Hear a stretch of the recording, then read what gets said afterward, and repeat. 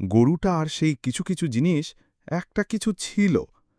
ঠিক কি ছিল কেউ জানত না। কেউ বলতো ওটা একটা পুরনো রেডিও, কেউ বলতো একটা জাদুকরি ডিম।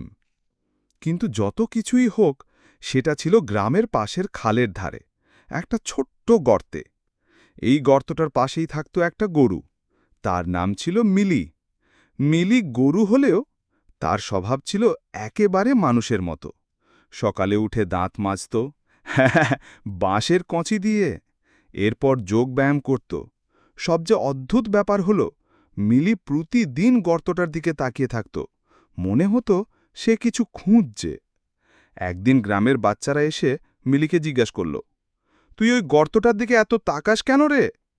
মিলি উত্তর দিল, ওখানে একটা কিছু আছে, আমি জানি, ওটাই আমার হারানো বন্ধু।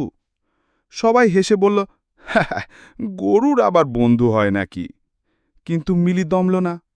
সে প্রতিদিন গর্তে খুঁড়তেই থাকত। একদিন হঠাৎ টুং করে একটা আওয়াজ হলো। মাটি সরাতেই বেরিয়ে এলো একটা চকচকে ধাতব বাক্স। বাক্স খুলতেই বেরিয়ে এলো একটা কথা বলার রেডিও। রেডিওটা বলল, মিলি, আমি এলাম, আমি তোর সেই কিছু, আমরা একসঙ্গে গান গাইতাম, মনে আছে? মিলি আনন্দে মূর্ছা গেল, মানে শুয়ে পড়ল ঘাসে। সেই থেকে মিলি আর সেই কিছু রেডিও রোজ গান গায়, গল্প করে আর সবাইকে শেখায়